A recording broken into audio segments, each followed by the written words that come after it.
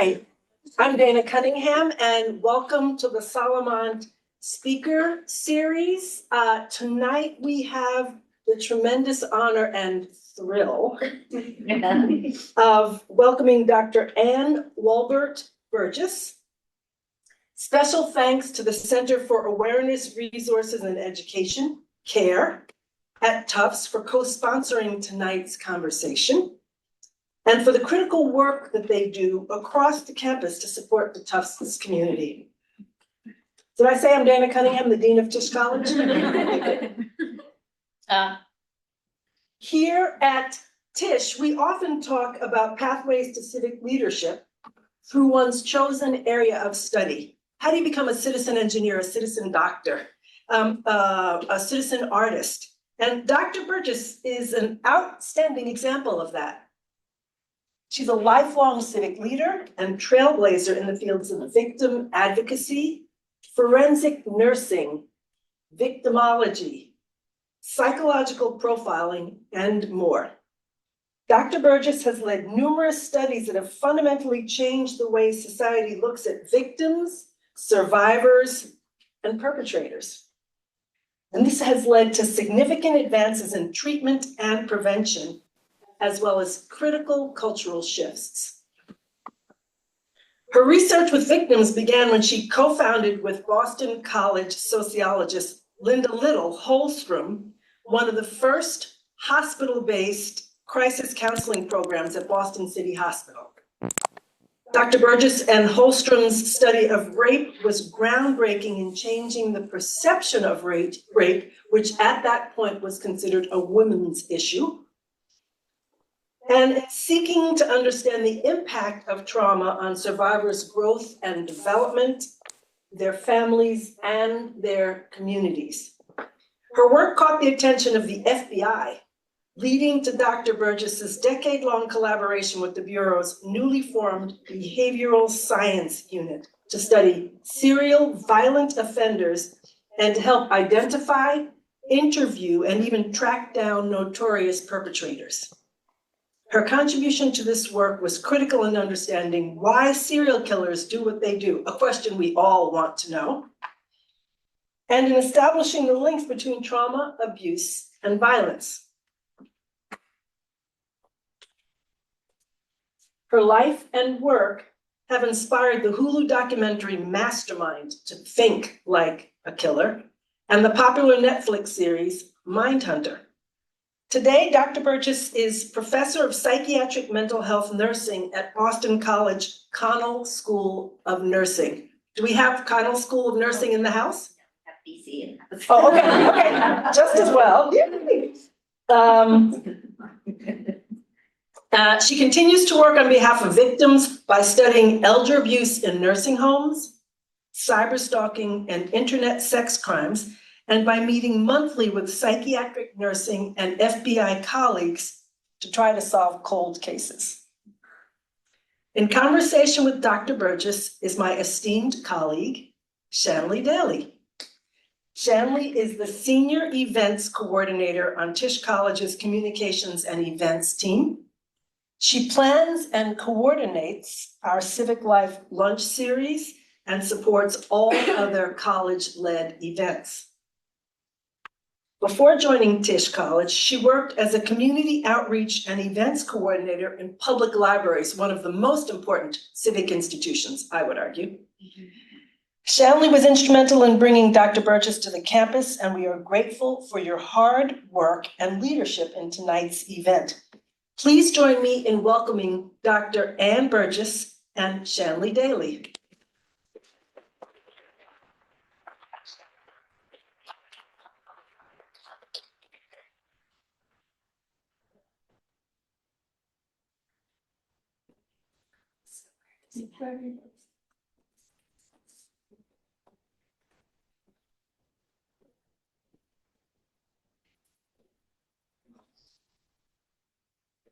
Good evening, everyone. Good evening, Dr. Burgess. Thank you so much for being here with us tonight. We have a lot to cover, so I want to jump right in, if that's all right. You've spent decades at the forefront of forensic nursing, shaping how we understand trauma, violence, and criminal behavior. But before we dive into your groundbreaking work, I'd love to go back to the beginning. What first drew you to nursing, and how did that evolve into psychology, the psychology of trauma and crime? Can you hold your mic up a little higher? It's hard to hear you. Do I need to turn this on? Can you all hear me? I'll use my deep voice. Well, how did I get into nursing? Well, I never started that way. I wanted to be I was a music major in high school, and I wanted to just play piano, and I wanted to go to the conservatory. How did I end up as a nurse? Because my mother said, how are you going to make any money, just playing the piano? So I guess she didn't have much faith in me. I was going to be any great, pianist or anything like that. So, okay, Mom. So, I also have a lot of healthcare people in the family. I've got doctors and nurses, so it made sense. In those days, you really only had three choices. You had, you could be a secretary, or you could be, they didn't even call them administrative assistants, and you could be a teacher, or you could be a nurse. And so I said, okay, well, nursing, they had this new program out on took 4 years. I didn't want to spend 5 years as some nursing programs did. So I went to Boston University, and that's how I got into nursing. Now, the thing how I got into forensic nursing is another matter. That took a longer time period. In just nursing, I picked psychiatric nursing as my specialty, as you all know that you do that at the master's level. And so I was always interested in people and how they think and that kind of thing. So that made sense. And then my psychiatric nursing instructor was very smart, and I picked this up from her. She said to me, as she probably said to every other one of my classmates, you'd make a very good psychiatric nurse. Why don't you go into psych nursing? And I thought, well, she thinks I'm good, maybe I should. Anyway, so that's how I got into psych. And of course, went on and got my doctorate. And in those days, that was unusual in nursing to be able to have a doctorate. So then I became they wanted me in academia, because they were trying to get people that had advanced degrees, et cetera, et cetera. So that's really how I got into academia. And I wanted to just be a therapist. I really just wanted to be a clinician, kind of hang out my shingle in those days. And so, well, can't you just come and teach one course? And of course, gradually it got more and more. So that's how I actually got to Boston College. And then I get to Boston College, and I like doing interdisciplinary work. So I had a seminar in that we had, Linda Holmstrom was there. She was a sociologist. I was an economist there. There was, I think, somebody from the law school. And it was kind of fun. We just talked about healthcare and from various angles. And afterwards, Linda wanted to talk with me. And this is, of course, what my message is to all young people is when somebody asks you to do something, don't be afraid to do it. And so she wanted to talk to me about new topics. She had just finished hers dissertation. I just finished mine. And so she had 3 topics. And the one that really caught my attention was rape. I said, what? Is it you want to study? She said, rape is going to be a very important issue for women. And she was going to some of it. In those days, you had these consciousness raising groups, and women would gather together, something they had never done before, in little groups, and they talk about things that they never talked to about. And of course, one of them was rape. And so Linda was telling me this, and I just really was hardly believing what she was saying. I said, well, I learned in psych that women get raped either wearing some provocative clothing or they secretly want it. And I said, that makes no sense with what you're saying. So I said, maybe there's something here. So I said, yeah, if you want to add a counseling program, so I wasn't going to give up my counseling. If you could add that, I'd be happy to. Well, little did I know, she had a hidden agenda. People always do when they ask you if you want to do something. And she had been trying to get victims. She wanted to talk to victims. That's what you have to do in sociology when you're trying to study something. And she couldn't find them. I said, you can't find them? Well, they must be somewhere because it's a problem and women are talking about it. And to this day, they still are invisible. It's very hard unless you're in a certain place that sees victims. They do not identify themselves. It's still, a more invisible kind of a situation. So I said, I know they must come into a hospital. So I have access to Boston City Hospital. Long story short, that's what happened. We set up a counseling program, the victim counseling program. I got into a lot of hot water over that because it was not sanctioned by Boston College School of Nursing. I didn't realize that till we had finished. Finished. So anyway, we set this up, and every time a victim came in, we were called. The triage nurse would call us, and we'd go, and both of us would go in. Now, what time do you think that's it? Well, that is middle of the night. And Linda and I were still both teaching loads, and it was pretty soon, about after 3 months, I said, Linda, how long are we going to keep doing this? She said, oh, just a little bit longer. She dragged it up. She wanted to do it a year. And that made sense. We had 146 people at the end of the year between the ages of 3 and 73. A very nice sample, because police brought their victims in to Boston City because they knew that there was this program. So it came from a very diverse, really was very diverse and very good. Not that I knew that much at that time because I was just kind of doing whatever Linda said. Anyway, we saw 146 people, and out of that sample, we came up with 25 articles different and 3 books. That's how much data was yielded in that. Because we both would see the victim and we both would write the notes up, and then we would compare. So she was taking it more from a sociology standpoint, and I was taking it more from a more of a counseling. So that was the original. That really paid off. Now that's how I got into forensic nursing, because forensic nursing just means that whoever you're seeing, there's a legal component of some type. Now, oftentimes the ER, the emergency room, is a big place where people come in. But I found that it cuts across all clinical settings. So when you're a forensic nurse, you have to know the legal piece to it. And because you're going to get into that no matter which way the case takes you. And so by the end of the first year, I was beginning to get called. So I was into that more legal part. But halfway through, Linda and I wrote an article. And it was because people were the nurses were saying, how can we help the victim? They were getting very interested in the victim, which is really great.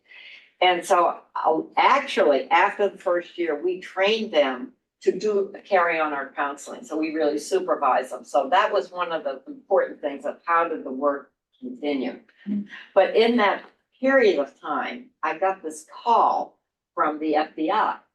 And that was, I'll tell you, they must give them lessons on how to make a phone call. They were scary. My TA is sitting there saying, got a call. And I said, take it. I'm really into something else, Anna. Come on, I don't have time. She just stood there and stared at me. And I said, what is it? She said, it's the FBI. And all I could think of is my taxes. For some reason, long story short, it turned out to be very Hazelwood. He had just been given the assignment that he had to now teach rape investigation. The women's movement had gotten to Congress, and they had put such pressure that they said, you've got to do something about this problem with rape and the rapists, because they study it. And he said, I've got to teach it, and I don't know what to teach. And he said, would you come down and do a lecture? And I thought, okay, I've talked to nurses, I've talked to crisis workers, but maybe I should talk to the men that investigate. So that was my entree down to Chronicle. And that turned out to be, of course, very important because I'm always asked, well, why hadn't they studied it before? Or they weren't studying rape, they wanted to study William Webster had just been announced to be the FBI director. He was young, He said, we're, FBI Academy is the educational arm of the FBI. We have to do research. So all you agents better pick a topic to study. Well, these agents, you know, this was the last thing they wanted to do because none of them were really very prepared to do research. They all had just had, many had just had their bachelor's degree. They didn't have anything in advanced school. So they really needed someone that could help them how do you set up a research program. And that's why, because I was going down there and they had such interesting cases that I said, you've got a gold mine here, just pick a topic. And so Roy Hazelwood, of course, had first funsies on me because he had brought me in. So Roy wanted to study autoerotic fatalities. I didn't know what those were. I thought maybe it was a car accident or something. How many of you know what autoerotic fatalities are? Not every hand is going up, yeah. This is, so it turned out to be accidental death where people would hang themselves. I thought, golly, this is a very odd thing to be doing. But anyway, I was interested in it, and Roy gives me 109 cases. 109 of these cases he had. So we had to go through it and do it, but we got like 3 articles out of it and a book. These autoerotic fatalities is really very serious. And I have since had some cases. It is not a common problem, but it can kill you. And I would teach the students who look at me and say, you know, masturbation can kill you. So that was, and then of course I met up with Robert Ressler and John Douglas, and they were interested in doing serial killers. They were the ones who wanted to do serial killers. And Bob Ressler was an absolute gem. He really was very open-minded. I know that some of the questions you have, am I going too long? No. Oh, one of the questions is, you know, how do you work with these FBI guys? Yep, that's actually my next question for you. If I can jump in. In your book, you described working with the FBI, and it sounds terrifying, to be perfectly honest. You described yourself as a break in case of emergency type, and noted that I may have been an expert, but I wasn't an agent. No. How did you work in that kind of resistance? Carefully, very carefully, because it was all male and they were very set in their ways. They had a way of doing it and they were, thank you. They were set in their ways. And so I quickly do what I do most of the time, and I think many of you do it.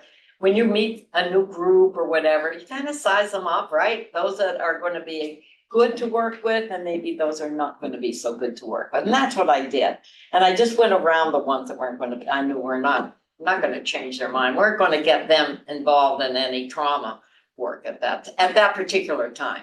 So Ressler had a very open mind, and he had done some really good work. He had done the profiling. I was fascinated with the profiling. They would go to this crime scene and they would be able to say where the person worked, what the gender was, some of the background, you know, all of that. And I was just amazed that he could do it. So I really wanted to study that. And so that turned out to be the 36 serial killers. We set it up as a research project. And just to answer your question, I just would, they had not done research before, and they hadn't done it because of a bias.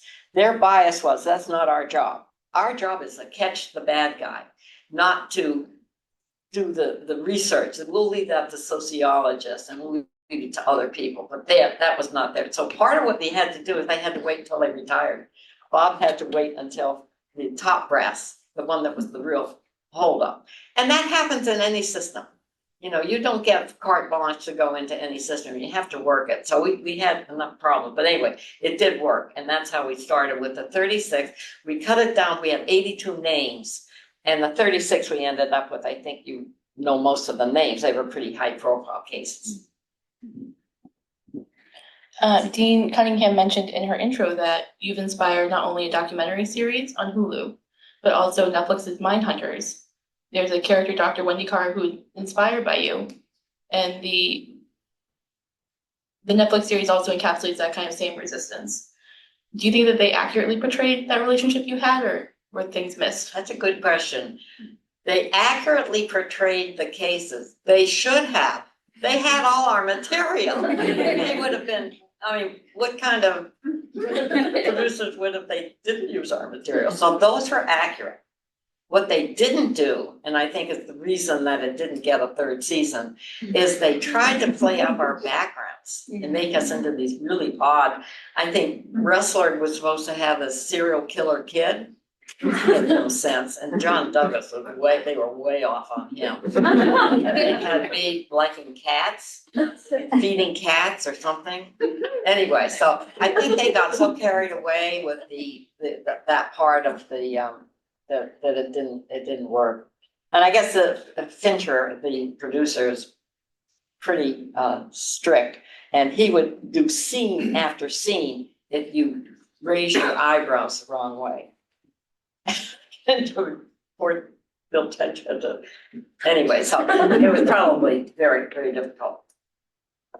Did you have any sort of feelings about the character that portrayed you being changed so much in her personal life? She didn't have a family. Well, having a family worked to my advantage, I think, and down at the FBI, because they all had families. And I think that made it seem like I wasn't this strange person coming in. So I think that did help. And I needed the kids to help with the work, right? None of this was paid. None of the funding was paid in the beginning. Later on, I got consulting work, but all of this we had to do separately. So I had to use good kids. I saw too in the documentary series, you learned to fly and your husband learned to fly. Yes. To go down to Quantico. Yeah. That's commitment. That was, he loved that. The kids loved that. Yeah, Quantico could go in. They even got to know us, by so far. Oh, you're back again, you guys. And it was right there on the base, and Russell would come over and grab us. And we took the kids down a lot too, because I couldn't afford a babysitter. Just kidding. Well, for anyone who hasn't seen it, I highly recommend. I think that also speaks to how the media can really reinforce these narratives in true crime, and the genre has exploded in popularity recently between podcasts and documentaries. Yeah. But it often romanticizes the serial killers instead of the victims, or centering the victims, I should say. You spent your entire career combating that. How do you think journalists, filmmakers, and the public can shift that narrative back to victims?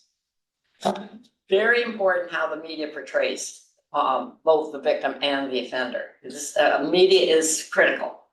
And as you just said, yeah, it can make a big difference. We have to work very hard to get a fair view of what we're trying to get across. And I think that's why I always like it when media can show up, so that we can try to do that. You can do more if any of you, you just got to get the media covering these cases, especially as we get more into the profiling, because a lot of times you don't have a suspect. And I think people can, it's good mental exercise to have to figure out what kind of a person can do this. That is really the crux of it. And we're trying to understand from the psychology standpoint, that would be someone that would get what kind of, and I will say this, the one thing that serial killers will say is when we say, well, why did you do it? I remember Monty Russell saying, well, that's a question I have. Why did I do it? Mm-hmm. So you don't have them coming in saying, I did this because whatever, but they're troubled by it to some degree, which is good. That will give you the difference between a psychopath and someone else. If they are troubled, you want them to be troubled by it, but many of them aren't. And it can be devastating because it's so compulsive that they will do it over and over. They cannot stop. And that's what you have to get across to law enforcement, that they're the only ones that can stop them. And that feeling sorry for them. Oh, they got caught. No, that is good. That you want to say that's good. You're not going to be able to keep doing it. And one of the things we're doing, I'm trying to follow up from my first book on where some of these offenders are. If they're not in jail, we hope they're in jail. But if they are non-killing, they're rapists, they are probably out by this time, and try to find out what they're doing. And I'm finding out that they were really bad and they couldn't get out, that their parole was denied over and over. And that kind of information has to get out, because just because somebody is put in jail or prison doesn't end it. How do they behave? We should be publicizing that more, so that and it's all public information. This is no secret. When you commit a crime, it is public. And so we can use their name, we can use other kinds of things. And this is something I don't think we've done enough of, is to get that kind of information out. I'm curious too, in your perspective, do you think the popularity of the genre is a morbid curiosity from the public, or is it public safety? Are we learning? Yeah, the fascination with crime, it certainly is there, but I think it's there for a good reason. And it seems to be more for females, more women are involved in it. And I think it gets into the kind of that little detective in us that, to solve things and to figure out things. Why do things happen? So I think it's a good thing that people are involved in it, and should be, because in the community, we've got to do more about stopping crime in the community. Because we really have moved from serial killers to mass shooters. And the other thing that's getting a little frightening is the explosive part too. The explosives are increasing. Now, you may not hear this, but when you talk to law enforcement, so I think that the level, the escalation, if you will, of violence and the use, the way that they are escalating it, is very important to understand. So we always do, what would you do if, where would you go if something explodes, or if someone has a gun, kind of thing, so that people aren't frozen in fear. Fear can freeze people, can paralyze them, and you don't want that. You want them to be able to act.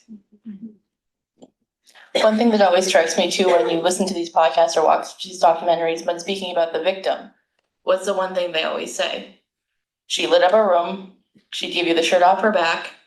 And I think it's important for women to kind of think about how we are told to be palatable in society, and that can often be dangerous. So I think that too, it's just interesting to think about. So what should a woman do? That's the question. Well, they always tell you that if the offender gets control of you, you have to not let him get control. You've got to fight. It's the only thing that's going to save you. Otherwise, he takes you to another location. He's got something very clear in mind. He's got something planned. So you better try to get out as best you can. And we looked at this with our rape victims and tried to identify a lot of things that they tried to do, and some were successful and some weren't. So the what we call the coping strategies is important. And if there are any cases that in the media should be publicizing how people get away. My husband is a pilot, and one of the things that pilots do is they sit around and talk about their near misses. And they do that for a very good reason, that maybe they will get in a very tight situation and maybe something will come in their mind about what they can do to get out of it. And that's the kind of thing that I like to encourage. That's a reason that I tell about my students about all the cases I can, especially where there's been a tight situation. And maybe that will be useful to them at some point. Absolutely. So I don't think we can talk about the intersection of true crime and media without touching upon Eric and Lyle Menendez. They famously were the brothers that murdered their parents after years of alleged abuse. It was also one of the first court cases that was broadcast on court TV, and the first time that you testified for the defense, which was uncommon. There was and still is a massive divide of public opinion on whether or not they are victims. How does the way we understand trauma impact the way we judge the perpetrators? And did this case change the perception of who can be a victim of rape or sexual assault? Well, think if, say, you had a case like this where you were called in and you were told that these two brothers had shotgunned their parents, not murdered. You use the word shotgun because that's really technically what they did. use murder, you've already condemned them, so you don't want to use that word if you can help it. So, and they are very wealthy, that they are accomplished, they are athletes, they are both tennis athletes, they have anything that they want, they can do anything that they want, they're in college, blah, blah, blah, all of that kind of thing. What do you think would have motivated them? Money? Why did they need to have the money? Right? Anyone want to disagree with that? Did they need any more money? They had anything that they wanted. I mean, this was my thinking when I heard about the case. So what else could it be? Two parents are shocked. Would you say there's something there in the family? What's going on in the family? They're the only kids involved. So my thinking was, it's got to be something else. It's got to be, because even though that was the prosecution's theory, and they won on it once on the second trial, so you can't say it was bad, they won. So that was my approach, is what was going on. And to keep an open mind, if you're going, especially if you're working on defense, you have to keep an open mind. You can't go in with a bias. You shouldn't go in with a bias if you're going to be a good witness, and try to give, the jury deserves the best of the science. That's always been my, and they would try to say, well, you're on one side or on the other. No, I'm for science, not for one side or the other, but what we can learn about people and trauma.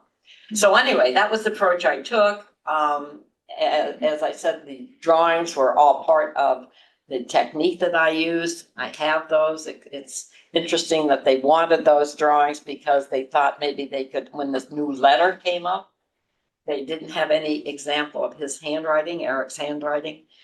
So anyway, all of that is what I came to the conclusion is, and talking with not only family, but also teachers. I like talking to the teachers. Those teachers told me that those parents scared them. This is a teacher. I said, how'd they scare you? They would come in and say, why did you give Eric only a B? Why didn't he get an A? Well, how many of you who are teachers have parents coming in to argue with you about the grade that you gave their child? Does that happen in high school? I never had it happen. No, it might. I'll keep an open mind, it might. But that's unusual, that a parent would argue a B or even an A minus.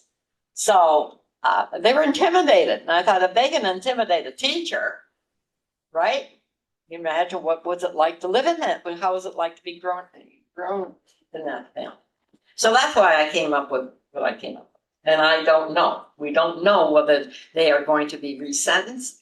If they are resentenced, I will say that, and I put it in the book, that Hazel Thornton, one of the jurors in the first trial, said that they did it wrong in terms of when they took them into the jury room.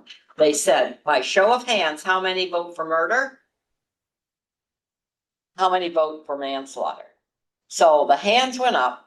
You could see who was who. All of the men voted for murder, and all of the women voted for manslaughter, and that never changed. The whole weeks that they went through, I think, I forget how long they had to congregate. But and so what happened in the second trial? Well, the judge fixed that. No experts, no motive as to this abuse and this trauma.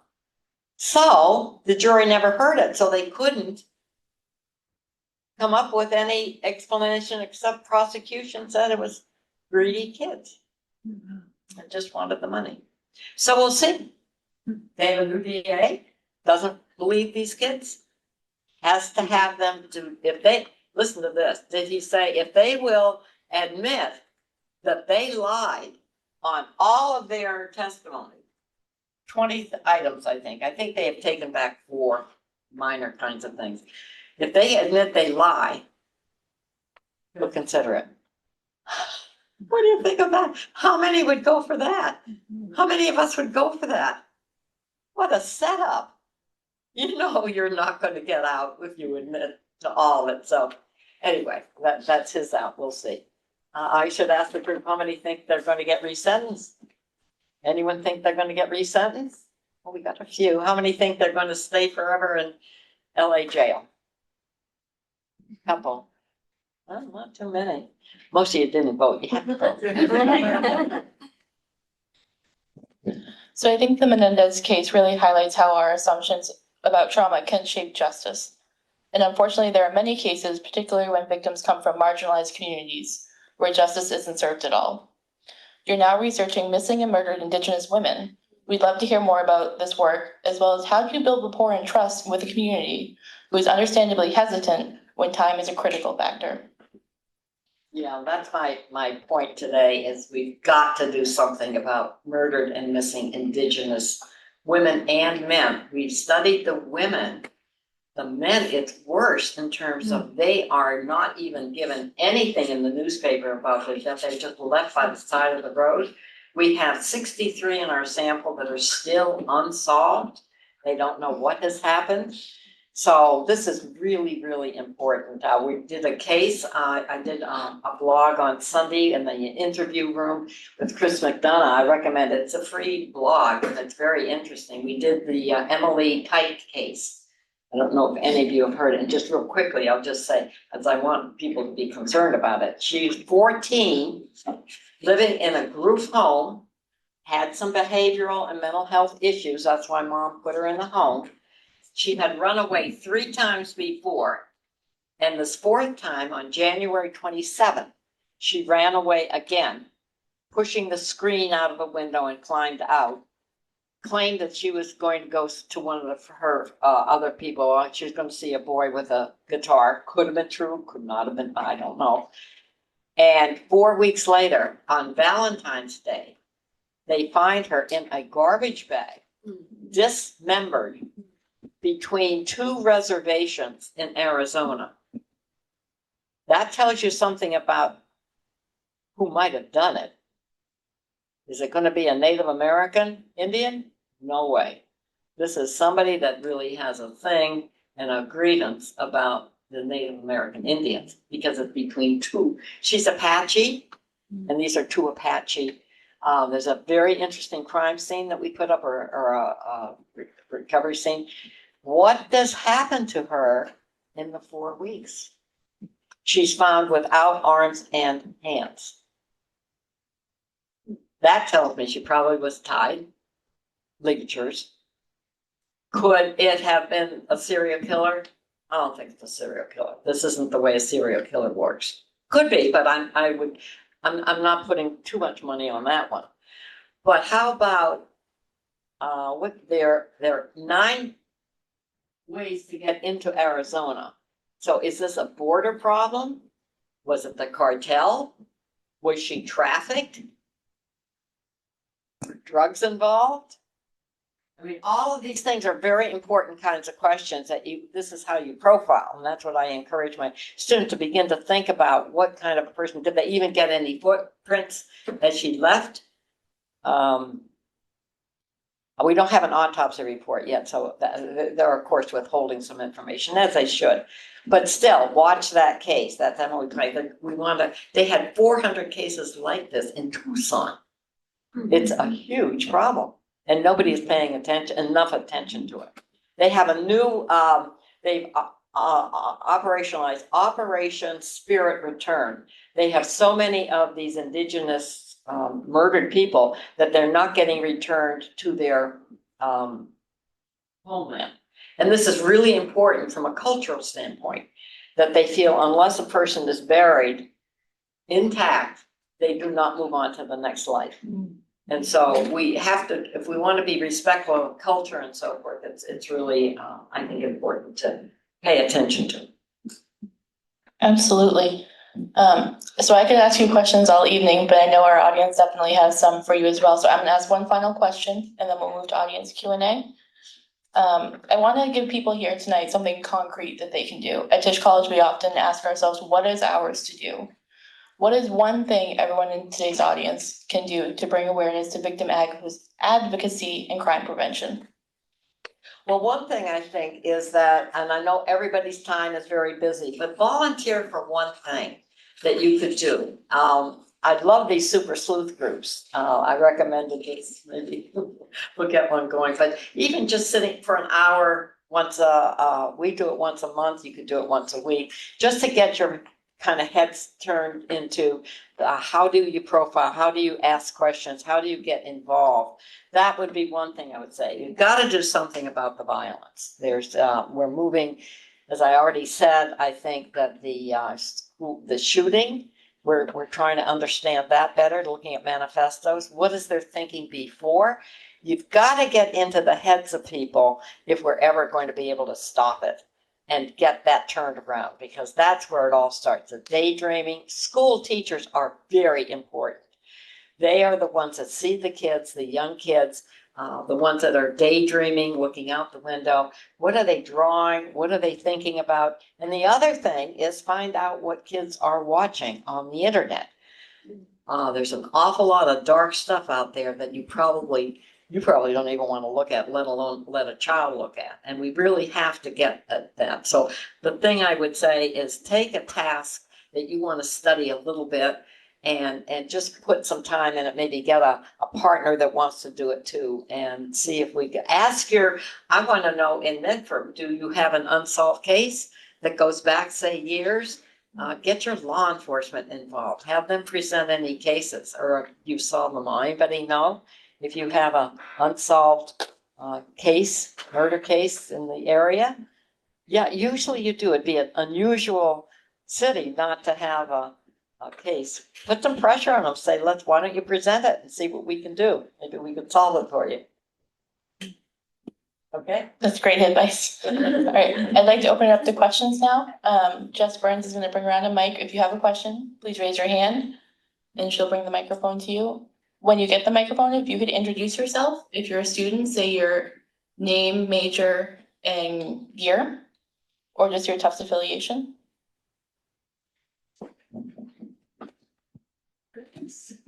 I don't know, and no pressure here, first one. Oh, we are, okay, we are on, okay. So I'm not a student here, I am actually, it's weird to say, a fan of Dr. Burgess. So I found that she was speaking nearby where I work, so I was like, all right, guys, I'm peacing out. But my question is, how do you balance the need to understand the criminal mind with the imperative to support and advocate for victims? You're getting into the offender and how to understand the offender. But part of the puzzle, if we could understand the offender, maybe we would be able to do something about it. We don't, and they don't understand it. That was my point on Monty Whistle, is they don't understand it. So why are they operating? Are they so compulsive that they just do things automatically? So the more we can understand, and the other important thing is thoughts drive behavior, not the other way around. So you've got to get the thoughts if you want to understand behavior. So the more that, I know that we focus a lot on behavior because that, especially with kids, that can be the troublesome part. But the minute that you get a troubled kid with whatever the problem is, tell me what you were thinking just before you did it. Or those kinds of questions, so we can better understand. And use that word, I want to better understand what's going on, kind of thing. Look at remember the case they just had on the youngster that was drawing guns? And the teachers had a meeting with he and his parents, and the parent just left. And he went out and took his gun and shot. I mean, right there, he had given such a clear message. And that they didn't know what to do. They didn't know to take him to somebody who would sit down with him and talk with him and say, until you're feeling better and we understand what's going on, you're not gonna go to school. That's what I would do, right? Thanks very much. I have a two-part question. I'd be interested in your presentation of the profiles of rapists and serial killers sociologically and psychologically. So that's the first part. And the second part is how they go about selecting their victims. Yeah, Okay, the two parts. The first part is we did study that and we came up with, the agents use the term of organized versus disorganized. Now that does translate into, if you want, mental health things and so forth, but it was useful for them to the organizer ones that are planning. And they came up with a very different kind of personality study than the disorganized ones. The disorganized ones were easy to catch. They were more impulsive. They hadn't thought much about it. They were, something triggered it. They got mad. They were in the bar. They had been drinking. You know, maybe that was something, but still did horrible things like dismembering people and so forth. So not that they do anything any less horrible. The organized ones spend a lot of time thinking about it and planning it and get as much out of that part of the crime. And I don't think people realize that it's the prelude, and they are getting a lot of satisfaction out of it, whatever you want to call it. So the more we can understand that. So those are the two that you usually can tell on the impulsive ones, the disorganized ones, that fits more into, they might have a mental health issue kind of thing, and they aren't well, maybe medicated or whatever. So you can deal with those probably a little bit easier than the ones that plan and get away with it. They get away with it. What's the longest? I'm trying to think what the longest is that someone, oh, the Mad Bomber. I'm doing explosive right now. Mad Bomber got away with it for 16 years before they caught him. And he was setting bombs, little bombs under chairs, sit down and blow up. So look at how much time he had. But they profiled him very well, even to the point that he was going to be found wearing a suit and a button vest. And he was. He was. Dr. Brussels was the one in New York, and it was the Mad Bomber he was living, anyway, they profiled him to a T. So you can get very good at profiling. That's what the agents do. They do it over and over. So you can take cases that already have been solved. I'm thinking the case that they're working on now is that awful case out of Idaho with the 4 co-eds, 4 students, I guess it is. And if you watch, they're coming up with wild defenses that they're trying. One is he was stargazing at one point, and that was the reason that there is some time delay in his phone messages. And I think they've got some other, it wasn't me, it was somebody else that set them up. That's another one they tried. So very creative. You have to give it to them. They will be very creative to try to get away with it, but hopefully they won't. Did I answer your second part?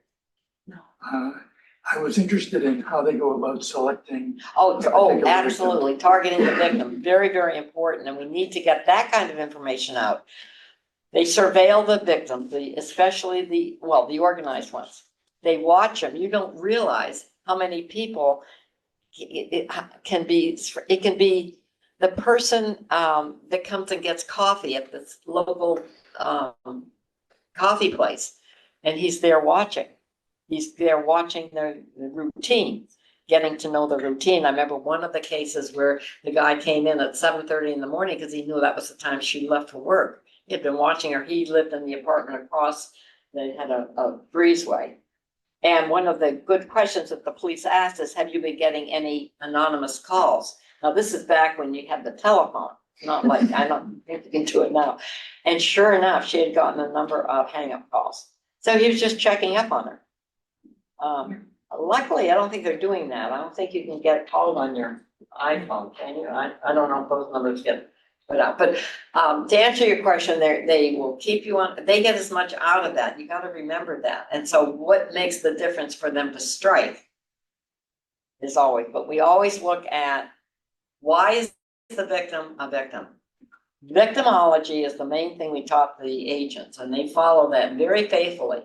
Go to a scene or they hear a case, and they're automatically thinking victim. How did she become a victim? What was her risk level? We all have a risk level. The minute you leave one location to another, you are upping your risk.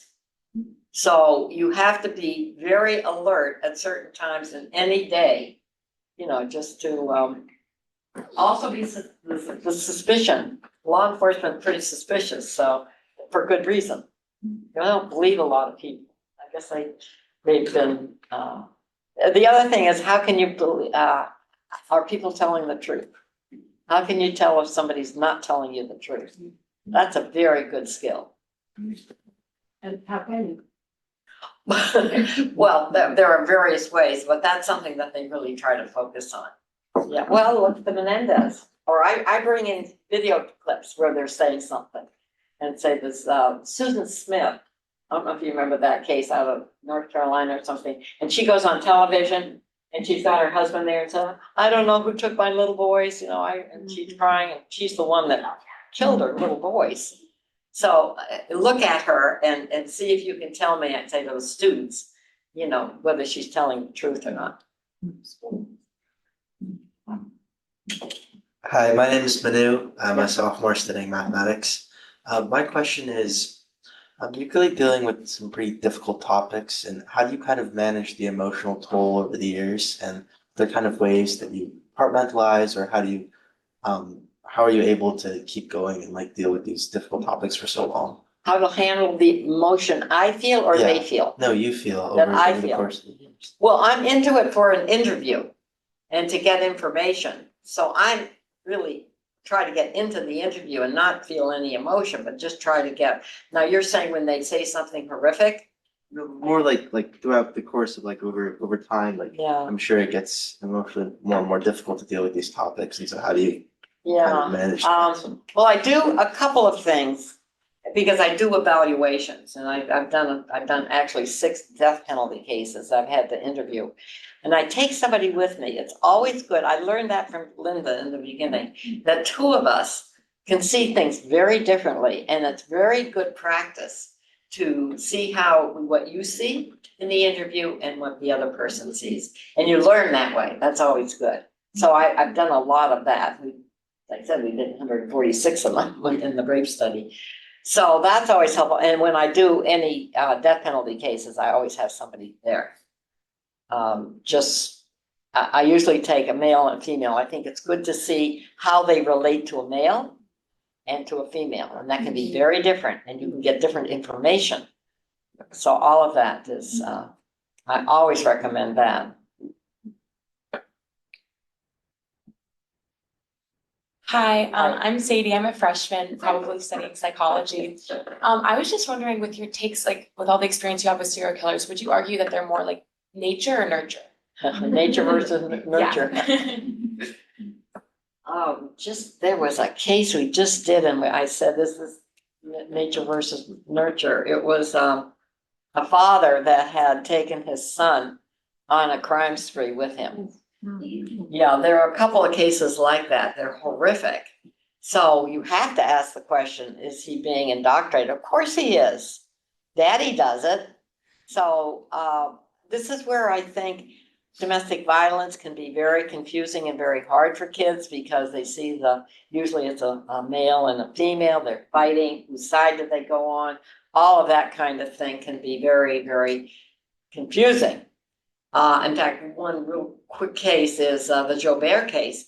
When I talked to the mother, he's the one that was kidnapping and killing newspaper boys at 6 a.m. He had a real pattern. But the mother said that the reason that she left the husband is that he almost killed her, choked her, and that John had been there to witness it. When I talked to John, he didn't remember it. He was about 4 or 5. He didn't remember it. That doesn't mean it didn't register. That's the part that's so hard, is that could have been, I don't know if we want to say unconscious, but certainly at some level of memory. Those of you who study cognition and memory could have, because that was what he was into with his victims. So don't ever say, just because somebody says, oh, I had a wonderful childhood and didn't have any trauma, blah, blah, blah, that doesn't necessarily. Talk to other people. Always get your supporting evidence from other people. And it's usually the family or friends. So, got a question. That's okay. Okay. I'm curious, So I don't hear you passing a lot of judgment, which is so interesting. And when I talk to people about being an abolitionist, a person who doesn't believe that the carceral state serves the safety and benefit of society, I always hear back, but what about serial killers? And, you know, my answers are always like, okay, now what else does the carceral system do? How do we interact with that? All these things. And it's a good question, right? This sort of like, okay, what about the worst of the worst of people? And I know you don't need to necessarily get into, you know, consequences and punishment in your work. There's enough to do in everything you're doing. But I'm curious how you interact with the idea that maybe we're not the worst thing we've ever done, and maybe there's room to think about a system that isn't bent on punishing people. And how do we hold people accountable for their abhorrent behavior? Right. I think you're getting into areas where they know each other in a some type of situation, right? We see this a lot with campus cases, campus assault, sexual assault. They don't want to, and in military cases where they're known, and the influence reporting it can influence them and their work.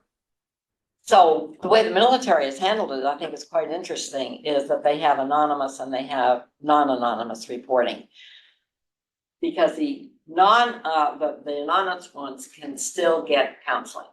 And that's the key thing. They can get counseling, but they are not going to bring charges against the known offender. I don't know whether that would work with us, you know, in other situations, but you're saying that the victim is ambivalent about what to do in the case, or is this? I'm thinking more like a systems level. Yeah. When I think about, I don't want to live in a world where prisons exist, and I don't want anyone to be harmed in the ways that people are describing. And this, I'm not saying there's an easy answer, but I am like in that tension, in my fascination with your work and in my like ethical principles. Yeah. I think it's always good to have some experience with both and then see if you come up with the same feeling. You should talk with some offenders. I think you can go to prisons and jails and talk with them. They can have visitors and to victims too. And then see if that makes a difference. And if not, we'll work towards the perfect world. Yeah. Last question. Hi, I'm Nina. I am a second year graduate student in the school psychology program here at Tufts. And we know that exposure to trauma, including like sexual assault, sexual abuse, physical abuse, or neglect, can increase risk of, you know, having difficulty with self-regulation, impulse control, engagement in unsafe or physically aggressive behaviors, specifically for children, and also increase the risk for engaging in violent crime or in violence in general against either self or others. I'm curious if you have any advice for clinicians or professionals working with these children or working with individuals that have been exposed to such trauma and that are at risk for engaging in violence. For me, I'm specifically curious about in the school setting, but I guess in general, what supports would you have for these kids? Sure, and I think this is really, really important that these children get treatment as soon as they can. And I think the expressive therapies are what we advocate. Drawings are very helpful to can get in their heads and what they're thinking about. And play therapies and things like that can be, and I think there are some really good programs that do that. I know they have some units. I just read a book that they sent me on how they set up the work. It was wonderful, but they had implemented it to help kids that really have troubled. And then maybe kids, I know that you've seen, anyone that works in the field have seen kids that you can say, this kid's gonna get into such trouble. You know it if they don't get some kind of intervention. And I don't think we do a good enough job in following through on the intervention. We might treat them in the hospital, but we don't do good follow-up, or they get an hour once a week, you know, how useful is that? We've got to have ways to keep in good contact with them. I think telehealth is one of the better techniques that you can call maybe every day to make sure everything's okay. But there needs to be some kind of follow-up and a plan. I think the plan, we should be requiring that, but you raised good questions. Look for you in the field. Good. Well, thank you all for your very thoughtful questions.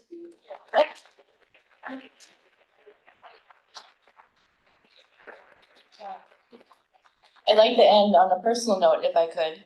I don't think we can overstate the impact that your work has had and continues to have.